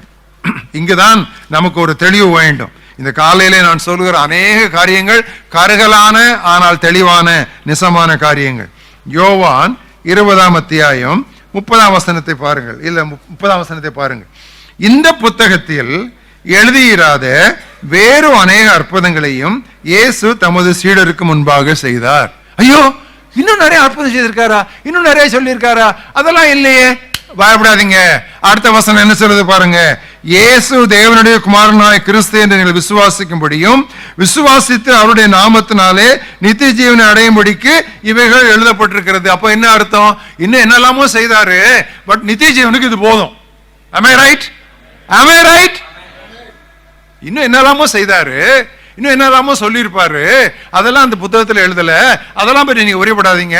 நம்ம இயேசு கிறிஸ்து விசுவாசி நித்திய ஜீவனை அடைகிறதுக்கு எங்க எழுதுனது போதும். இதுக்கு மேல ஒண்ணு வேண்டாம். ரொம்ப ஜாக்கிரதையா இருங்க. விலக்கப்பட்டதை தொடாதிருங்கள். அத்தனை பழம் இருந்துச்சுதே, அத்தனை மரம் இருந்துச்சுதே. ஒவ்வொரு நாளைக்கு ஒரு பழம் சாப்பிட்டு இருந்தா கூட நித்தியம் வரைக்கும் சாப்பிட்டுக்கிட்டே இருந்திருக்கலாமே. அதெல்லாம் விட்டுட்டு வேண்டான்னு சொன்னதை போய் தொட்டியே. ஃபர்பிடன், அதை போய் தொட்டியே. இங்க உள்ள இவ்வளவு இருக்குதே, இது போதுமே. பைபிள்ல எழுதப்பட்டிருக்கிறதே நமக்கு இன்னும் கீழ்ப்படிய முடியலையே. இங்கே உள்ள அனுபவங்களே இன்னும் நமக்கு கிட்டவில்லையே. இதற்கு மேலும் வெளியே போக வேண்டுமா? பெந்தேகோஸ்தே வட்டாரங்களில் இருக்கிற விசுவாசிகளை மிகவும் கவனமாயிருங்கள். Beware of extra biblical teaching. Beware of extra biblical experiences. Beware. வேண்டாம், வெளியே வேண்டாம். அது எப்படி இருக்கட்டும், நல்லா இருக்கு பிரதர், இருக்கட்டும் சார். எனக்கு வேண்டாம் சார். எனக்கு இங்க உள்ள என்ன இருக்குதோ அதோட நான் நின்னுக்கிடுறேன். அதான் எனக்கு பவுண்டரி. அடைப்பை பிடுங்குகிறவனை பாம்பு கடிக்கும். இதுதான் எனக்கு அடைப்பு. That is the biblical boundary. ஆனால் ரோமன் கத்தோலிக்க மார்க்கம் என்ன செய்கிறது? ஒரு பக்கம் திருமறை, மறுபக்கம் திருச்சபையின் பாரம்பரியங்கள், ட்ரெடிஷன்ஸ். அது ரெண்டையும் வச்சிருப்பாங்க. நீங்க ரோமன் கத்தோலிக்கரோட நெருங்கி போனீங்கன்னு சொன்னா, ஆனா சபையில் இப்படி சொல்லியிருக்கு, அந்த பாதிரிகள்கிட்டே பேசினா கூட அது கரெக்ட் பிரதர், பட் ட்ரெடிஷன். அதைத்தான் ஆண்டவராய் இயேசு கிறிஸ்து அவ்வளவு கடுமையாக அவர் சாடினார். அவர் என்ன சொன்னார் தெரியுமா? நீங்கள் உங்கள் பாரம்பரியங்களை கை கொள்ளும்படி தேவனுடைய வார்த்தையை அவமாக்கினீர்கள். You have made the word of God of none effect by your traditions. இப்படி அநேக காரியங்களை செய்கிறீர்கள் என்று அவர் சொன்னார். It is not truth plus traditions, it is truth and truth alone. Sola scriptura. Bible மட்டுமே. எல்லாம் வாயத்திறந்து சொல்லுங்க, பைபிள் மட்டுமே. எவ்வளவு முக்கியமான ஒரு சத்தியத்திற்குள் நம்மை கொண்டு வருகிறோம். அப்போ உடனே ஒரு கேள்வி எழும்பலாம், பிரதர் இந்த தள்ளுபடி ஆகமோன்னு ஒன்று சொல்றாங்களா, அது என்ன பிரதர்? ஆங்கிலத்தில் அஃபாக்ரிஃபா. அதுக்கு தமிழ் தள்ளுபடி ஆகமம் அல்ல. அதற்கு பொருள் அப்பா கிரிஃபா. அப்பா அப்படின்னு சொல்லி சொன்னா ஹிடன். அது தள்ளுபடி ஆகமம் அல்ல, அது மறைக்கப்பட்ட ஆகமங்கள். ஏன் அதை மறைக்கப்பட்ட ஆகமங்கள் என்று சொல்கிறோம் என்றால், AD 100 கிறிஸ்துவுக்கு பின் 100வது ஆண்டிலே அநேக கேள்விக்குரிய எழுத்துக்கள், இலக்கியங்கள் உருவாகின. இந்த கேள்விக்குரிய எழுத்துக்களை நம்முடைய திருச்சபை பிதாக்கள், I call them fathers of the church, church fathers, தேவனுடைய வசனத்தோடு ஒப்பிட்டு பார்க்கும் பொழுது ஒவ்வாத சில காரியங்கள், அடிப்படை உபதேசங்களுக்கு முரணான சில காரியங்கள் இருந்தன. குறிப்பாக உத்தரிக்கும் ஸ்தலம், பர்கேட்டரி. ரோமன் கத்தோலிக்கர்கள் நம்புவது மரித்த பிறகு உத்தரிக்கும் ஸ்தலம் என்று ஒன்று இருக்கிறது. இந்த ஆவிகளெல்லாம் அங்கே போய் இருக்கும். எனவேதான் மரித்தோருக்காக நாம் ஜெபிக்கலாம். என்று அவர்கள் சொல்லுகிறார்கள். அப்ப மரித்தோருக்காக நாம் ஜெபித்து அதையும் இதையும் பூசை அது இது நன்மை அதெல்லாம் செய்தோம் என்றால் அவர்கள் உத்தரிக்கும் ஸ்தலத்தில் இருந்து ப்ரமோஷன் கற்று அவர்கள் பரலோகத்திற்குள்ளே நுழைய முடியும் என்பது அவருடைய விசுவாசம். ஆனால் நமது விசுவாசம் ஒரே தரம் மரிப்பதும் பின்பு நியாய தீர்ப்படைவதும் மனிதருக்கு நியமிக்க, வார்த்தையை பாருங்கள், இட் இஸ் அப்பாயிண்டட், நியமிக்கப்பட்டு இருக்கிறது என்று தெளிவாக அங்கே உறுதியாக அந்த வார்த்தை கூறப்பட்டு இருக்கிறது. எனவேதான் விசுவாசிகளாகிய நாம் மரித்தவர்களுக்காகவும் ஜெபிப்பதில்லை, மரித்தோரிடமும் ஜெபிப்பதில்லை. We don't pray to the dead, nor do we pray for the dead. நன்றாக புரிந்து கொள்ளும். கண்ணை மூடிட்டா, அன்னைக்கு ஒரு ஐயர் வந்தாரு, நான் ஒரு ஃபியூனரல் சர்வீஸ் போயிருந்தேன். அவர் சிஎஸ்சி ஐயரு ஜெபம் பண்றாரு, ஆண்டவரே இந்த ஆத்மா சமாதானத்தோடு முடித்துல நித்திரை பண்ணணும்னு சொல்லி. நான் முடிஞ்சோடனே, என்ன பாஸ்டர் இவ்வளோ படிச்சுட்டு இப்படி அடிப்படையில் 1+1 is 3 சொல்றீங்களே அப்படின்னு. 1+1 2 தானே, 3 சொல்றீங்களா? இவ்வளோ படிச்சுட்டு இங்க நின்றுக்கிட்டு, இல்லை பிரதர் அப்படி ஜெபம் பண்ணாதான் வீட்டுக்காரங்களுக்கு சமாதானமா இருக்கும். You cannot. நம்ம கொஞ்சம் ஓட்ட விட்டோம்னா அது எங்கேயோ போயிடும். எனவேதான் இந்த ஆகமங்களை அவர்கள் திருவசனத்தோடு சேர்க்காமல் அதை அவர்கள் மறைத்து வைத்தார்கள். இது ஏனென்றால் திருவசன உபதேசத்திற்கு ஒவ்வாதது என்று சொல்லி. பைபிள் மட்டுமே நமக்கு போதும். அப்போ ஒரு கேள்வி, ஏன் பிரதர் திருக்குறள் வாசிக்கலாமா? வாசிக்கலாம். கண்ணதாசனுடைய கவிதைகளை வாசிக்கலாமா? வாசிக்கலாம். அவ்வப்பொழுது அவைகளை மேற்கோள் காட்டலாமா? எப்பொழுதும் மேற்கோள் காட்டக்கூடாது, அவ்வப்பொழுது மேற்கோள் காட்டலாம். அதில் ரொம்ப வித்தியாசம் இருக்குது. அவ்வப்பொழுது மேற்கோள் காட்டலாம். அப்போஸ்தலன் பவுல் அத்தேனே பட்டணத்திலே நிற்கும் பொழுது அவர்களுடைய ஆலயத்திலே பலிபீடத்திலே எழுதப்பட்ட வாசகத்தை தனது பிரசங்க வாக்கியமாக எடுத்துக்கொண்டார். டு தி அன்னோன் காட், அறியப்படாத தேவனுக்கு, அதை தனக்கென்று எடுத்துக்கொண்டு அங்கே இருந்து குதித்து எழுந்தார் தன்னுடைய பிரசங்கத்தை. அப்படி பேசிக்கொண்டிருக்கும் பொழுதே ஒரு வார்த்தையை போடுகிறார். என்ன போடுகிறார்? அவருக்குள் நாம் அசைகிறோம், அவருக்குள் நாம் பிழைக்கிறோம், நாம் அவருடைய சந்ததியார் என்று உங்களுடைய புலவர்களில் சிலரே சொல்லி இருக்கிறார்கள். ரொம்ப ஞானம். அது அதாவது பிராக்டிக்கல் விஸ்டம், நடைமுறை ஞானம் அப்படி சொல்லுகிறார். ஆனால் நீங்கள் திருக்குறளை வாசித்தாலும் சரி, கண்ணதாசனுடைய அருமையான தத்துவ கவிதைகளையும் பாடல்களையும் நீங்கள் பார்த்தாலும் சரி, அல்லது இவ்விதமான எத்தனையோ மார்க்க சன்மார்க்க நூல்களை நீங்கள் வாசித்தாலும் சரி, அவைகள் அறிவை உங்களுக்கு கூட்டும், ரட்சிப்பை தராது. எனவேதான் பவுல் தீமோத்தேயுவுக்கு எழுதும்போது சொன்னார், ரட்சிப்புக்கு ஏதுவான வேத எழுத்துக்கள், அதை நீ சிறுவயது முதல் நீ அறிந்திருக்கிறாய். Scripture unto salvation. ரட்சிப்பு இங்கதான் உயிர் இருக்குது. அங்கே அறிவு இருக்கலாம், ஆனால் இங்கே உயிர் இருக்கிறது. எனவேதான் இயேசு சொன்னார், நான் உங்களுக்கு சொல்லுகிற வார்த்தைகள் ஆவியாயும் ஜீவனாயும் இருக்கின்றன. நான் உங்களுக்கு இப்பொழுது அடித்தளம் போடுகிறேன். 5 அடித்தளம் போட்டு நான் செவ்வாய்க்கிழமை ஊருக்கு செல்ல விரும்புகிறேன். இது முதலாவது அடித்தளம், பைபிள் மட்டுமே, சோலா ஸ்கிரிப்சரா. இதனால் தான் பிசாசு எப்பொழுது பார்த்தாலும் அந்த வசனத்தில் தான் கை வைப்பான். அவனுடைய முதலாவது சோதனை என்ன? தேவன் சொன்னாரா? தேவன் சொன்னாரா? Has God said? அவன் கை வைக்கிறதே அங்கதான் அவன் திரும்ப திரும்ப அவன் கை வைப்பான். பிரியமானவர்களே, உங்களுடைய அனுபவம் எதுவாயிருந்தாலும் அனுபவத்திலிருந்து நீங்கள் ஒரு சத்தியத்திற்கு வந்து சேராதீர்கள். சத்தியத்தை வைத்து உங்களுடைய அனுபவங்களை சோதித்து பாருங்கள். புரியுதா? Don't arrive at next truth by your experiences, but examine and test your experiences on the anvil of truth. இப்படி ஒரு அனுபவம் வந்துச்சு, அது எப்படியா கொஞ்சம் அமைதியாரு, இங்க என்ன சொல்லி இருக்குன்னு பாரு. பைபிள்ல சொல்லி இருக்கிறத மட்டும்தான் வச்சு என்டார்ஸ் பண்ண முடியும். அடுத்ததுக்கு it is never experience to truth, it is always truth to experience. நல்ல கவனிச்சிங்க. நான் இன்னைக்கு சொல்கிற சில வார்த்தைகள்லாம் உங்களுக்கு நான் வேண்டுமென்றே பொறுக்கி எடுத்து அழுத்தமாக நான் உங்களுக்கு கூறிக்கொண்டிருக்கிறேன். சோலா ஸ்கிரிப்சரா, எத்தனையோ மொழிகளிலே, 200 மொழிகளிலே, இந்தியாவிலேயே இன்னும் இந்த வேத புத்தகம் மொழியாக்கப்படவில்லை. நமக்கு எத்தனை வெர்ஷன்ஸ்ல, எத்தனை மொழியாக்கங்களிலே நமக்கு இருக்கிறது. மார்ட்டின் லூத்தர் லாட்டின்ல இருந்த பைபிளை அவர் ஜெர்மன்ல டிரான்ஸ்லேட் பண்ணாரு, அந்த கால ஜெர்மனியர்லாம் வாசிக்கும்படி. இன்றைக்கு நமக்கு வேதாகம மொழிபெயர்ப்பாளர்களாய் ஊழியம் செய்கிற அத்தனை மிஷனரிகளுக்காகவும் ஊக்கமாக ஜெபியுங்கள். நம்ம எல்லாருக்கும் தெரிந்த ஒரு பாடல், அந்த பாடலினுடைய ஒரு கவியை மட்டும் நான் பாடுகிறேன். நீங்கள் எல்லாரும் தெரிந்தவர்கள் சேர்ந்து என்னோடு பாடுங்கள். சத்திய வேதம் பக்தரின் கீதம், சுத்தர்கள் போகும் பாதையின் தீபம், உத்தம மார்க்கம் காட்டும் சத்திய வேதம்.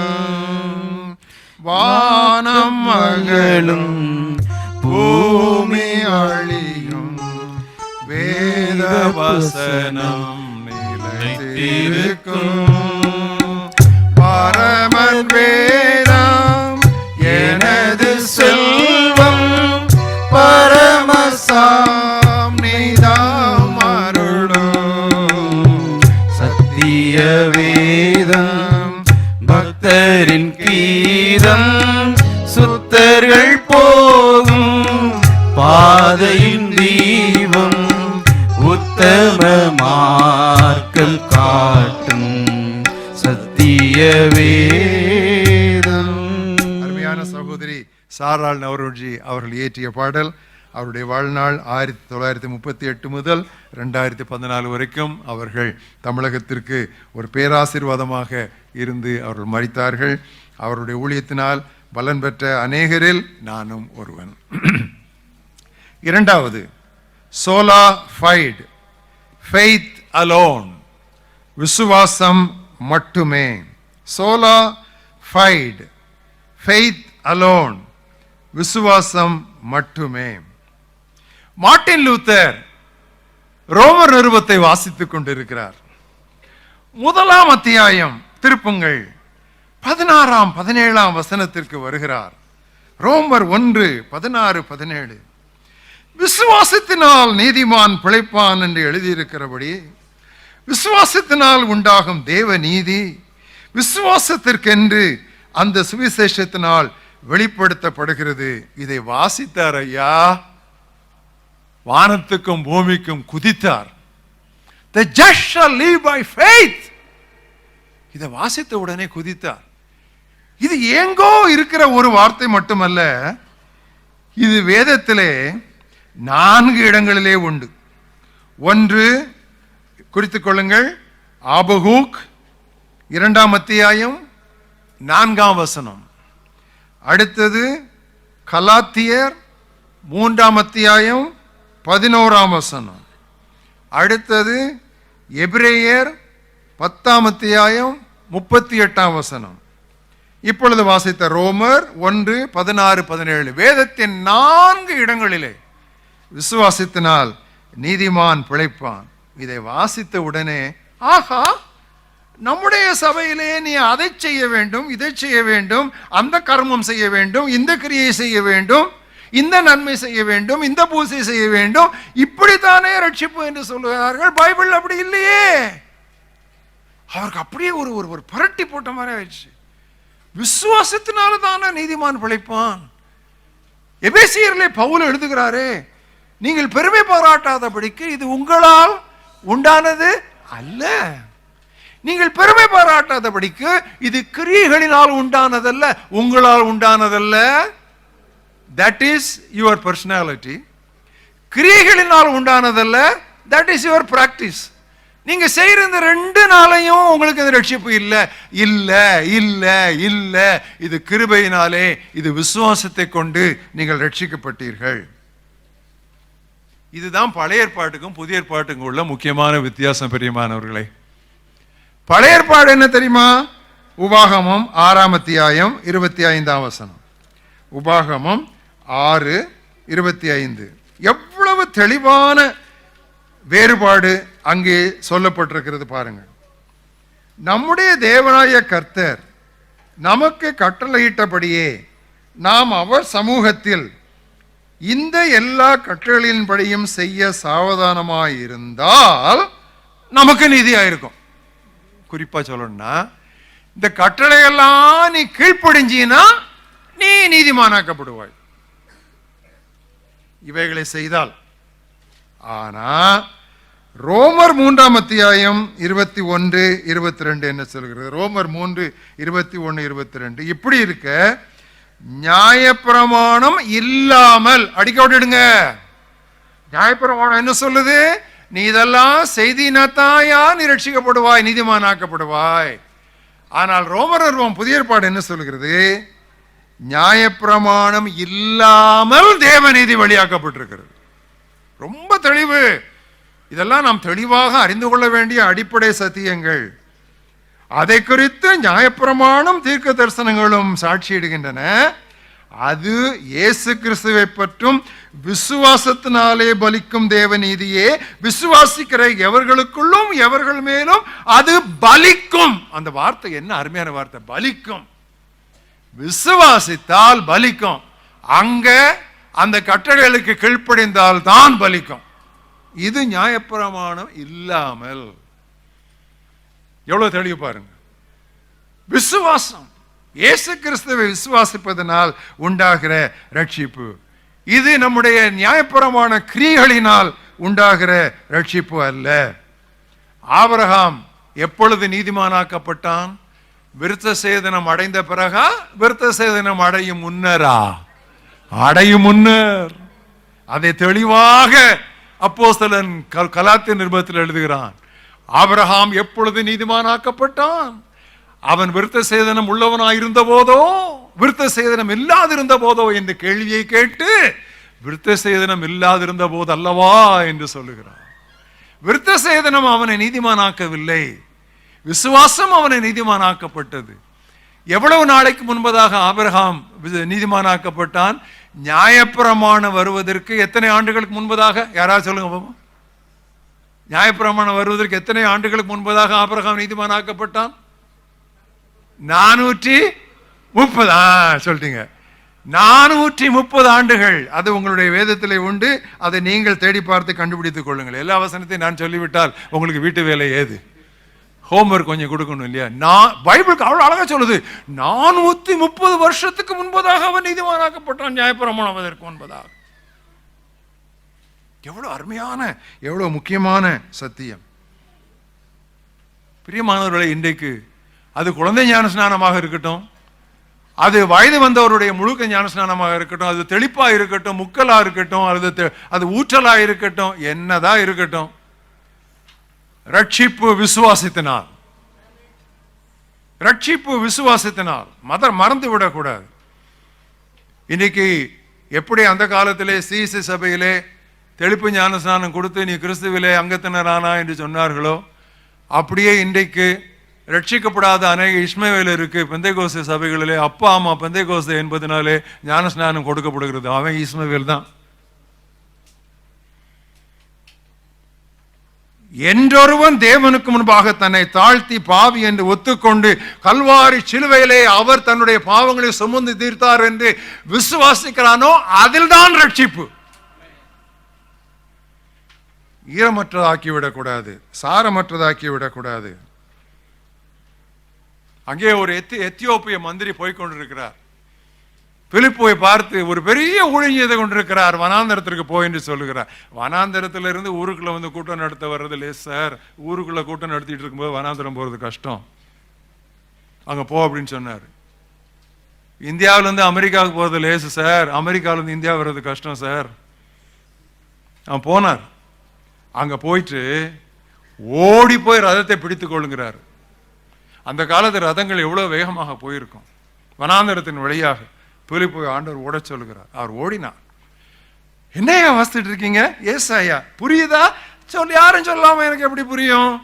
சரின்னு சொல்லி ரதத்தில் அவரோடு கூட பக்கத்திலே உட்கார்ந்து கொண்டு நல்ல ரத யாத்திரையோட அவர் சொல்லிட்டு இருக்கிறார், எப்படி என்ன ஏதுன்னு சொல்லி எல்லாம் சொல்றார். அப்படி சொல்லிக்கிட்டே இருக்கும்போது, இயேசு கிறிஸ்துவை பற்றி சொல்லிக்கிட்டே இருக்கும் பொழுது பக்கத்தில் தண்ணி, ஏன்னா வனாந்திரத்தில் ரொம்ப தண்ணி எல்லா இடத்துலையும் கிடைக்காது, ஒரு இடத்துல கொஞ்சம் தண்ணி கிடைக்கு. இந்த தண்ணீர் இருக்கிறது, நான் ஞானஸ்நானம் பெற தடை என்ன அப்படின்னு அவன் கேட்குறான். உடனே இவர் சொல்றாரு, தேவனுடைய மனுஷன் சொல்றாரு, இயேசு கிறிஸ்து தேவனுடைய குமாரன் என்று நீ முழு இருதயத்தோடு விசுவாசித்த உடனே ஞானஸ்நானம் கொடுத்துட்டார். ராத்திரி திடீரென்று சொல்லி பூகம்பம் வந்து விட்டது. சிறைச்சாலை கதவுகள் திறந்தன. சிறைச்சாலைக்காரன் நடுநடுங்கி போய் சிறை கைதிகள் தப்பிவிட்டார்களோ என்று சொல்லி பயந்து, ஏனால் காலையிலே அவன் தலை போய்விடும், இன்னொருவர் தன் தலை எடுப்பதை விட தானே தன் உயிரை எடுத்துக் கொள்ளலாம் என்று சொல்லி தன் உயிரை மாய்த்துக் கொள்ள முயற்சிக்கிறான். நாங்கள் இங்கேதான் இருக்கிறோம் என்று சொல்லி அப்போஸ்தலர்கள் அவனுக்கு ஆறுதல் சொல்லுகிறார்கள். அப்பொழுது அவன் கேட்கிறான், ஆண்டவன் மாறே, ரட்சிக்கப்பட நான் என்ன செய்ய வேண்டும்? உடனே உட்காரு, ரட்சிக்கப்படணுமா 7 படி, படி 1, படி 2, படி 3 விடிஞ்சிருக்கும். என்ன சொன்னாங்க? இயேசு கிறிஸ்துவை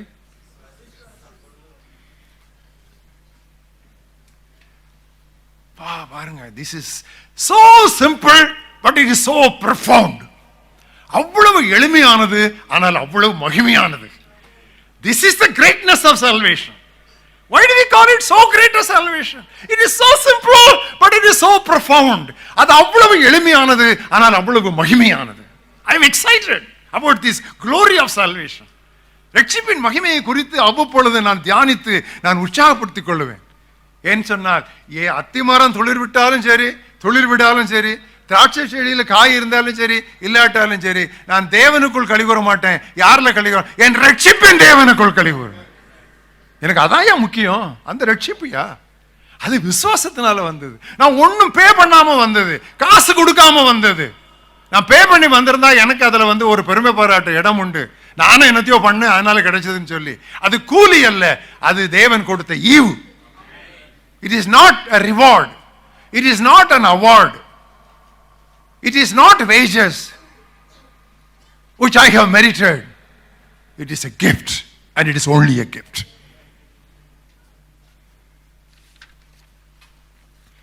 கிறிஸ்தவ வாழ்க்கையில் எல்லாமே விசுவாசம் தான். நம்முடைய தலைவர் யார்? விசுவாசத்தை துவக்குகிறவர், முடிக்கிறவர். நம்முடைய சபை என்ன? விசுவாச குடும்பத்தார். நம்முடைய வாழ்க்கை என்ன? விசுவாச ஆவி. நம்முடைய செய்தி என்ன? விசுவாச வார்த்தை. நம்முடைய ஜெபம் என்ன? விசுவாசம் உள்ள ஜெபம். நம்முடைய கனிகள் என்ன? விசுவாசத்தின் குமாரர். நம்முடைய யுத்தம் என்ன? விசுவாச போராட்டம். எதை எடுங்கப்பா, கிறிஸ்டியன் லைஃப்ல எதை எடுத்து பாருங்க, எல்லாமே விசுவாசம் தான். Everything faith faith faith. பார்க்கறதுக்கு லேசா தான் இருக்கு, ஆனா இந்த எளிய விசுவாசத்தை காத்துக்கொள்வதற்கு பெரிய போராட்டம் வேணும். எனவே தான் பவுல் அப்போஸ்தலன் சொன்னார், நல்ல போராட்டத்தை போராடி. நீ என்னத்தை காத்துக்கொண்டேன்? விசுவாசத்தை காத்துக்கொண்டு. எல்லா வெப்பன்ஸும் இருக்கு. தலையில சீரா, நெஞ்சில பிரஸ்ட் பிளேட்டு, ஹிப்ல பெல்ட், கால்ல ஷூஸ் எல்லாம் இருக்கு. ஆனா எல்லாவற்றுக்கும் மேலாக எதை பிடிக்கணும்? பாருங்க, அந்த வார்த்தைகள்லாம் என்ன அழகா இருக்கு பாருங்க. எல்லாவற்றிற்கும் மேலாக, இந்த தலையில போடுறது, நெஞ்சில போடுறது, இடுப்புல மாட்டுறது, காலில் அணிகிறது எல்லாம் இருக்கு. பட் எல்லாத்துக்கும் மேல எதை பிடிக்கணும்? எல்லாவற்றுக்கும் மேலாக விசுவாசம் என்னும் கேடகம். பெற்றோரே, உங்கள் பிள்ளைகளுக்கு விசுவாசத்தை கடத்த வேண்டியது முதலாவது உங்கள் பொறுப்பு. Parents, it is first of all your responsibility to transmit this precious faith to your children, just like Louis and Eunice. லேவிசாலும் யூனிக்கேயாலும் பாட்டியும் தாயுமாக தீமோத்தேயு என்கிற வாலிபனுக்கு விசுவாசத்தை கடத்தியது போல அதை கடத்துவது உங்கள் பொறுப்பு. But today your children have more faith on computer than on Christ. இன்றைக்கு உங்கள் பிள்ளைகளுக்கு கர்த்தரில் விசுவாசம் இருப்பதை விட கம்ப்யூட்டரில் விசுவாசம் அதிகம். முந்தி உன் பாட்டியிடமும் உன் தாயாரிடமும் இருந்த precious faith. அவன் தாயா சபைக்கு தலைவனானா? அவனிடத்தில் எத்தனையோ பலவீனங்கள் இருந்தது. வயிற்றுல அடிக்கடி அவனுக்கு அல்சர், ரொம்ப பயந்தாங்கொள்ளி, எங்கேயாவது போனா பவுல் சொல்லணும், கொஞ்சம் பிள்ளையாண்டன கொஞ்சம் பத்திரமா பார்த்துக்குங்கன்னு சொல்லணும். ஆனா அவன் தலைவனானா? ஏனென்றால் அவனுக்குள்ளாய் அந்த உயரிய விசுவாசம் இருந்தது. The precious faith implanted in his heart by his grandmother and his dear mother. எவ்வளவு டைம் ஸ்பெண்ட் பண்றீங்க உங்க பிள்ளைங்களுக்கு அந்த விசுவாசத்தை கடத்த? நான் ஒன்று சொல்லட்டுமா? நீங்கள் அவர்கள் சிறு பிள்ளைகளாக இருக்கும் பொழுதே இந்த விசுவாசத்தை கடத்தி விடாவிட்டால், கல்லூரிக்கு சென்ற பிறகு மனிதன் குரங்கில் இருந்து தான் வந்தான் என்று உங்களோடு அவர்கள் விவாதித்து சாதிக்கும் பொழுது எதிர்த்து பேச போதுமான தகவல் உங்கள் கரங்களில் இருக்காது.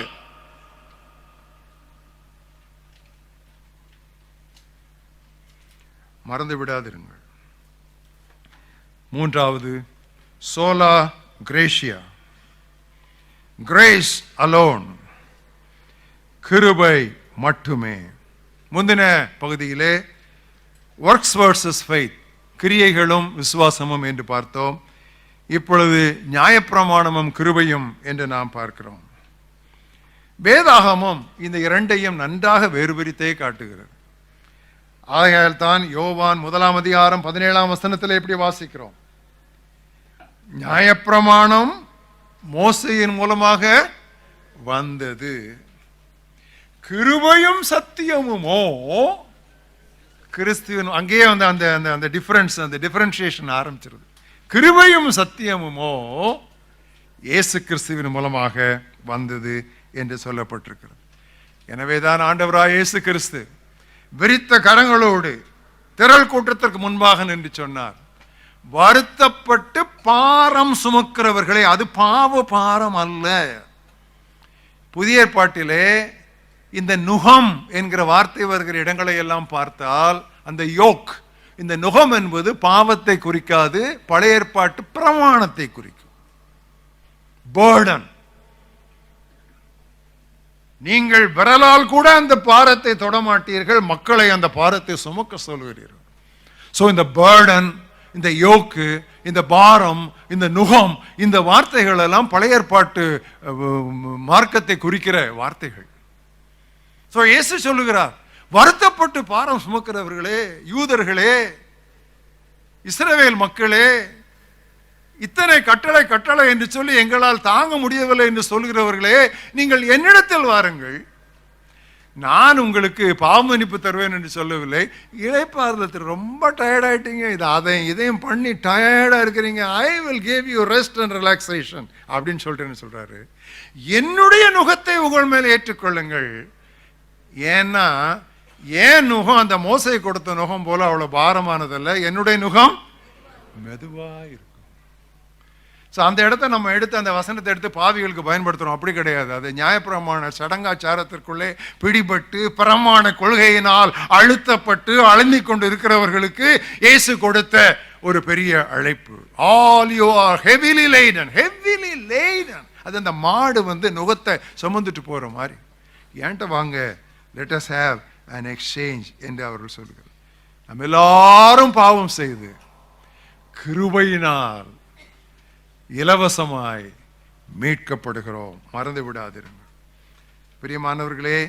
ரட்சிப்பு வந்து தேவனுடைய கிருபையினாலே நமக்கு கிடைக்கிற ஈவு, அதை நாம் ஒருபோதும் சம்பாதிக்கவே முடியாது.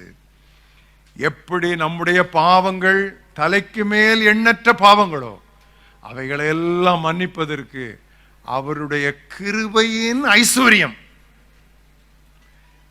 As much as our sins are simply too many, the riches of His grace are also too much. எப்படி மேட்சிங் பாருங்க. இங்க பாவம் தாங்க முடியாது, அங்க வந்து அவருடைய கிருபை அளவிட முடியாது. எனவே தான் பவுல் அப்போஸ்தலன் சொன்னார், கிறிஸ்து இயேசு பாவிகளை ரட்சிக்க உலகத்தில் வந்தார் என்கிற வார்த்தை உண்மையும் எல்லா அங்கீகரிப்புக்கும் பாத்திரமானது. அவர்களில் பிரதானமான பாவியினார். ஆனாலும் கிறிஸ்துவின் கிருபை என்னிடத்திலே பரிபூர்ணமாக பெருகிட்டு. ஐயா, நான் ஒரு பரிபூர்ணமான பாவி அல்லது பரிதாபமான பாவி, என்னை ரட்சிக்க பரிபூர்ணமான கிருபை பெருகிற்று என்று அவர் சொன்னார். அந்த பாருங்க, அந்த ரெண்டு அது எப்படி அந்த கான்ட்ராஸ்ட் எவ்வளவு அழகா. I am chief of sinners and abundance of his mercy, abundance of his grace என்பதை அவர் அழகாக அவர் சொன்னார். எனவேதான் நான் அடிக்கடி சொல்லுகிற ஒரு வார்த்தை, ரட்சிக்கப்பட்டவர்கள் ரட்சிக்கப்படாதவர்களை பார்த்து ஒரு நாளும் அசட்டையாக எண்ணக்கூடாது. நல்லா கவனிச்சிங்க விசுவாசிகளே, நல்லா கவனிச்சிங்க விசுவாசிகளே, உங்களை எச்சரிக்கிறேன். அவிசுவாசிகளை ஒருபோதும் அலட்சியம் பண்ணாதிருங்கள், குறைவாக மதிப்பிடாதிருங்கள். உங்களை விட நல்லவர்கள், என்னை விட நல்லவர்கள், உங்களை விட உத்தமர்கள், என்னை விட உத்தமர்கள், எத்தனையோ பேரை ஆண்டவர் ரட்சியாமல் நம்மை ரட்சித்திருக்கிறார். அதற்கு பெயர்தான் கிருபை. அதற்கு பெயர்தான் கிருபை. ஒரு நாள் ஜான் வெஸ்லி, மெத்தடிஸ்ட் திருச்சபையின் நிறுவனர், the father of modern Methodism, தன்னுடைய சகாக்களோடு தன்னுடைய உடன் ஊழியரோடு கூட தெருவில் போய்கொண்டிருக்கிறார். போய்கொண்டிருக்கும் பொழுது அங்கே காவலர்களால், policemen, they were dragging a drunkard on the dusty streets. குடிகாரன் ஒருவனை இழுத்துச் செல்கிறார்கள். நிற்கிறார், கண்களிலே கண்ணீர் தாரை தாரையாக விடுகிறது. உடன் ஊழியருக்கு பிரசங்கம் பண்ண போகிற வழியிலே நின்று அழுகிறாரே என்ன என்று சொல்லி அவரிடத்திலே கேட்கிறார்கள். அப்பொழுது அவர் சொல்லுகிறார், ஆங்கிலத்தில் அழகான ஒரு பதம் அவர் சொன்னார், there goes John Wesley but for the grace of God என்று சொன்னார். தேவனுடைய கிருபை மாத்திரம் இல்லாதிருந்திருக்குமானால் அதுதான் ஜான் வெஸ்லி என்று சொன்னார். அடுத்த முறை ஒரு குடிகாரனை பார்க்கும் பொழுது, அடுத்த முறை ஒரு வேசிக்கள்ளனை பார்க்கும் பொழுது, அடுத்த முறை ஒரு கொடும்பாவியை பார்க்கும் பொழுது உங்கள் இதயத்திலே தோன்ற வேண்டிய முதல் எண்ணம் தெரியுமா? அதுதான் நான். தேவனுடைய கிருபை இல்லாதிருந்தால் அதுதான் நான். மேன்மை பாராட்ட இடமே இல்லை. பில்லிகிராம் இடத்திலே ஒரு முறை ஒரு கேள்வி கேட்கப்பட்டது. ஐயா, உலகத்திலே இந்த கேள்வி அவரிடத்திலே கேட்கப்படும் பொழுது அந்த முகாமை நான் பங்கு பெற்றேன். அது ஆம்ஸ்டர்டாம் 83 ஹாலண்ட் நாட்டிலே நடந்தது. உலகமெங்கும் இருந்து 5000 தேவ ஊழியர்கள் கூடியிருந்தார்கள். இந்தியாவிலிருந்து நாங்கள் 250 தேவ ஊழியர்கள் போயிருந்தோம். ஓப்பன் ஃபோரம் என்று ஒன்று விட்டார்கள், கேள்வி கேட்கலாம் என்று சொல்லி. அது மிகவும் அபூர்வமான ஒரு வேளை. அப்பொழுது கேள்வி கேட்கப்பட்ட முதல் கேள்வி, உங்களை உலகத்தில் இதுவரைக்கும் இல்லாத அளவிற்கு, தேவன் சரித்திரத்தில் இல்லாத அளவு உங்களை பயன்படுத்தியதனுடைய காரணம் என்ன என்று கேட்டார். அவர் அழகாக ஒரு பதில் சொன்னார். அதுதான் எனக்கும் புரியவில்லை. நான் பரலோகத்திற்கு போன பிறகு என் ஆண்டவரிடத்திலே கேட்க போகிற முதல் கேள்வி அதுவாகத்தான் இருக்கும். ஆனால் இப்போதைக்கு எனக்கு தெரிந்தது, நான் இருக்கிறது தேவ கிருபையினாலே இருக்கிறேன். I am what I am by the grace of God. பிரியமானவர்களே, இவ்விதமான நொறுங்குதல் நமக்கு வேண்டும். இதான் நம்மளை எப்பவுமே கல்வாரி சிலுவை அண்டையிலே நொறுக்கி காத்துக்கொள்ளும். தகுதியற்ற என்னை, நான் பாவிதான், ஆனாலும் ஆண்டவரே. ஆங்கிலத்தில் அழகாக இருக்கிறது, just as I am, just as I am. நான் பாவிதான், ஆனாலும் ஆண்டவரே.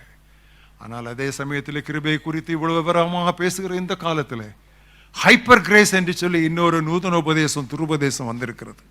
ஹைப்பர் கிரேஸ், அதாவது மிகைப்படுத்தப்பட்ட கிருபை. அந்த கிருபை, அந்த உபதேசம் என்ன தெரியுமா? நீ எப்படி வேணாலும் வாழ்ந்து கொள்ளலாம், கிருபை எல்லாவற்றையும் மூடிவிடும். வாலிபர்களுக்கு இது மிகவும் கவர்ச்சியாக இருக்கிறது. இது அதிக பிரபலமானது ஹைதராபாத்திலே, மெட்ராஸிலே, எத்தனையோ திருச்சபைகளிலே, வாலிபர்களை கவர்ந்தெழுக்கும் திருச்சபைகளிலே இந்த உபதேசம் பிரசங்கிக்கப்படுகிறது. This is called doctrine of hyper grace. இதற்கு விரோதமாக பவுல் அப்போஸ்தலன் அந்த காலத்திலே சொல்லிவிட்டார். பிரியமானவர்களே, பாவம் பெருகின இடத்திலே கிருபை பெருகினது என்பது உண்மைதான். அப்படியானால் கிருபை பெருகும்படிக்கு நாம் பாவத்தில் நிலைத்திருக்கலாமோ? கூடாதே. பழைய மொழியாக்கங்களிலே காட் forbid என்று இருக்கிறது, புதிய மொழியாக்கங்களிலே certainly not என்று இருக்கிறது. கிருபை என்பது பாவம் செய்வதற்கு உரிமம் அல்ல, ஆனால் பாவம் செய்யாதிருப்பதற்கு தேவன் நமக்கு தருகிற உள் பலம். Grace is not a license to sin, but grace is God's inner enablement to overcome sin. சில முக்கியமான காரியங்களை எல்லாம் இந்த காலவேளையிலே உங்களிடத்திலே நான் தைரியமாக சொல்லிக் கொண்டிருக்கிறேன். ஏனென்றால் உங்கள் மேல் வீச போகிற காற்றுக்கள், பலவிதமான காற்றுக்கள் வீச இருக்கின்றன.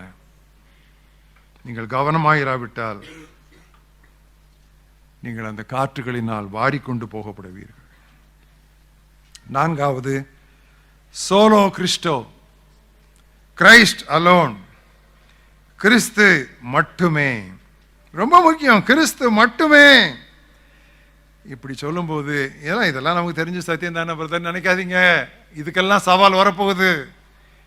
கிறிஸ்து மட்டுமே என்று சொல்லும் பொழுது 7 முக்கியமான குறிப்புகள் உண்டு. ஒன்று, கிறிஸ்து ஒருவரே ரட்சிப்புக்கு வழி. Christ is the only way to salvation. அவர் என்ன சொன்னார்? I am the way, the truth, the life, no man comes to the father without me. நானே வழியும் சத்தியமும் ஜீவனுமா இருக்கிறேன். நான் ஏன் இதை இவ்வளவு அழுத்தி சொல்கிறேன் தெரியுமா? we are living in a pluralistic society. பன்மைத்துவம் என்கிற பண்பாடும் கலாச்சாரமும் நிறைந்துள்ள சமுதாயத்தில் நாம் வாழுகிறோம். What is pluralism? What is plurality? அது என்ன தெரியுமா? நான் ஒருத்தரை மீட் பண்றேன், ஒரு ஹிந்து அல்லது ஒரு முஸ்லிம் அல்லது வேற ஒரு நான் கிறிஸ்டியன் மீட் பண்றேன். என்ன சொல்றேன் தெரியுமா? Brother, what I believe is true, what you believe also is true. புரியுதா உங்களுக்கு? இதுக்கு பேரு ரிலீஜியஸ் டாலரன்ஸ், இதுக்கு பேரு மத சகிப்பு. நான் சொல்றதும் சரிதான், நீ சொல்றதும் சரிதான். அப்படி இல்லை சார், நான் சொல்றது மட்டும்தான் சரி. ஏன்னா நான் சொல்றது பைபிள் சொல்றது. நானே வழி, நான் பல வழிகளில் ஒன்று அல்ல.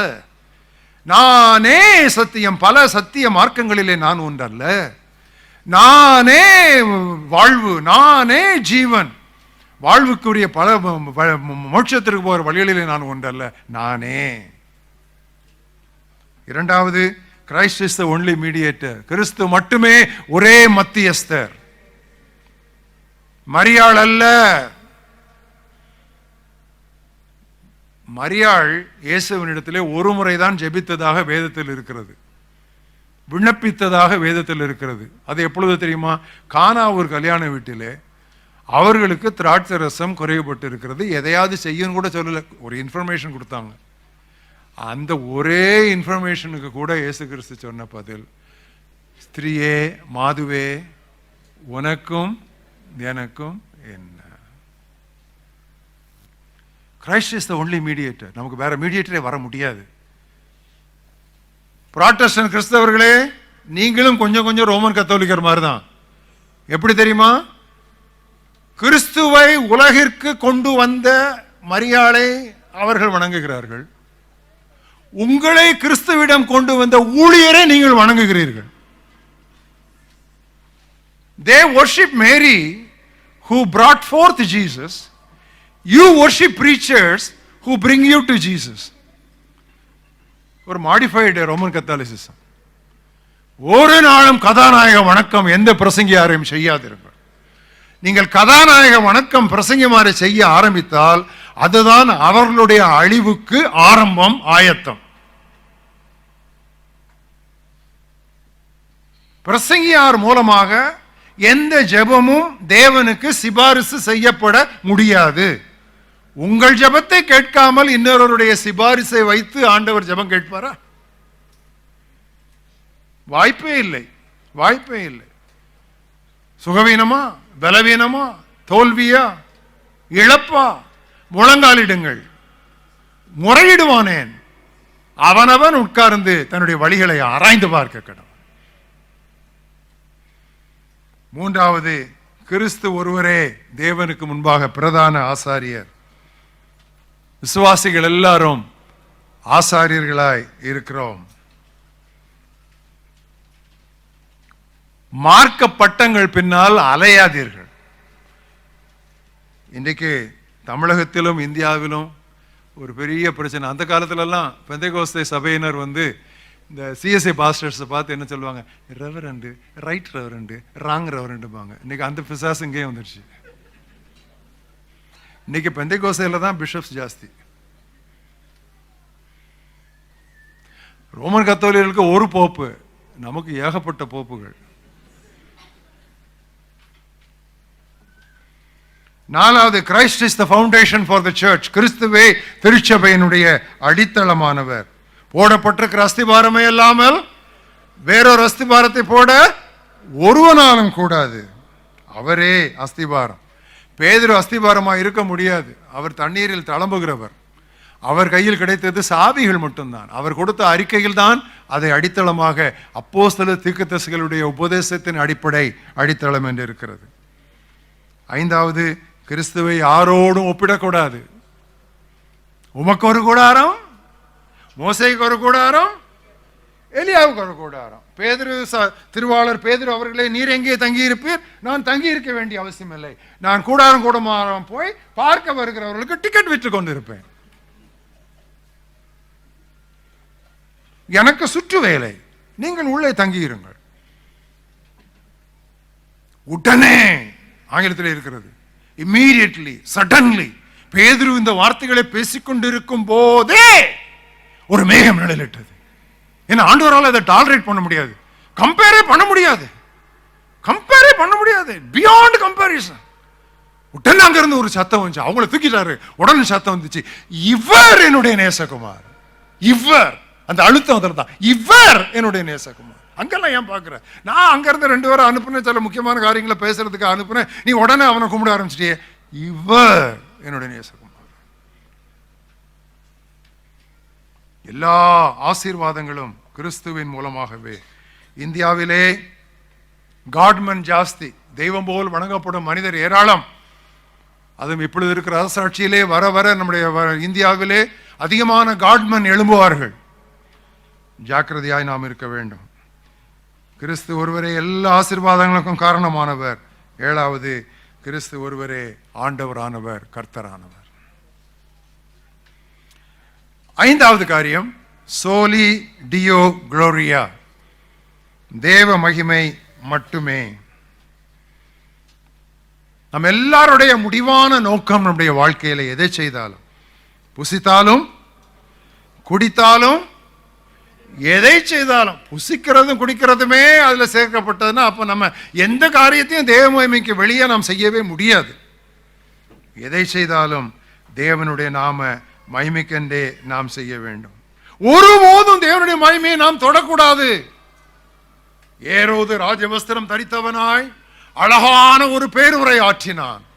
மக்கள் அதை கேட்டவுடனே இது மனுஷ சத்தம் அல்ல, இது தேவ சத்தம் என்று ஆர்ப்பரித்தார்கள். மக்கள் மேல் தப்பு இல்லை. ஆனால் ஏரோது என்ன செய்தான்? அவன் தேவனுக்கு மகிமையை செலுத்தாதபடியால் தேவதூதன் அவனை அடித்தார். அவன் புழுத்து செத்தான். அவன் விசுவாசியாயா? அவன் பிரசங்கியாராயா? அவன் ஊழியக்காரனாயா? ஒரு பேகன், ஒரு அஞ்ஞான மார்க்கத்தானையே ஆண்டவர் தனக்கு மகிமையை கொடுப்பதை நிறுத்தினால் அவர் அப்படி அடிக்கும் பொழுது நம்மேலே அவர் எவ்வளவு ஜாக்கிரதையா இருக்கிறார் என்று பாருங்கள். எல்லாவற்றையும் செய்து முடித்த பின்பு எவ்வளவு செய்திருக்கிறேன் பாரு, எத்தனை புஸ்தகம் எழுதியிருக்கேன் பாரு, எத்தனை CD போட்டிருக்கேன் பாரு, எத்தனை சபை நிறுத்தி ஸ்தாபித்திருக்கிறேன் பாரு. இல்ல, நான் அப்பிரயோஜனமான ஊழியக்காரன், செய்ய வேண்டியதை மாத்திரம் செய்தேன். மகிமையாகவும் அவருக்கு, எனக்கு அந்த மகிமை நான் தொடவே மாட்டேன். ஒரு நாள் டிஎல் மூடி பிரசங்கம் பண்ணி முடித்த உடனே கீழே இறங்குகிறார். ஒருவன் வந்து அவரை கட்டிப்பிடித்துக் கொண்டு, என்ன அருமையான பிரசங்கியார் என்று சொல்லி கைகுலுக்கினார். மூடி வீட்டிற்கு விரைகிறார், அறையை பூட்டுகிறார், முழங்காலிடுகிறார், அழுகிறார், புலம்புகிறார். எங்கே ஆண்டவரே நான் தவறினேன்? தன்னை மறுபடியும் அர்ப்பணிக்கிறார். அடுத்த நாள் பிரசங்கிக்கிறார். பிரசங்கித்து முடிந்தவுடனே அதே நபர் அவரை கட்டிப்பிடித்துக் கொண்டு சொல்லுகிறார், என்னே அருமையான ரட்சகர் என்று சொல்லுகிறார். முதல் நாளிலே what a mighty preacher you are. Next day what a great savior we have. வித்தியாசம் தெரிஞ்சிச்சா? என் பக்கம் உங்களை இழுக்கணும்னா எனக்கு இழுக்க தெரியும். ஸோ அது பிரசங்கியார் கையில் தான் இருக்கு. என்னைக்கு பிரசங்கியார் ஆட்களை தன்னோட ஒட்ட வைக்கிறாரோ அன்றைக்கு அவருக்கு கேடுகாலம் துவங்கி விட்டது. அது சரியல்ல. அதனால தான் ஃபாதர் பர்க்மன் அழகா பாடினாங்க, மகிமை ஓ மக்கண்டோ. அழகா பாடினாங்க, அருமையான ஒரு பாடல். ஸோ எதை செய்தாலும் நம் தேவநாம மகிமைக்கென்றே நாம் செய்வோம். பிரியமானவர்களே, இந்த காலவேளையிலே சில முக்கியமான சத்தியங்கள் உங்களோட கூட நான் பகிர்ந்து கொண்டேன். எல்லாரும் எழுந்து நின்று உங்கள் கரங்களிலே இருக்கிற அந்த ரிப்பனை கையில் எடுத்துக்கொள்ளுங்கள். நாம் எல்லாரும் இந்த நாளிலே இந்த முழக்கத்தை மறுபடி நாம் எழுப்புவோம். நான் சொல்ல பின்னால சொல்லுங்க. சத்தமா நல்ல தைரியமா முழக்கம் சொன்னா எப்படி?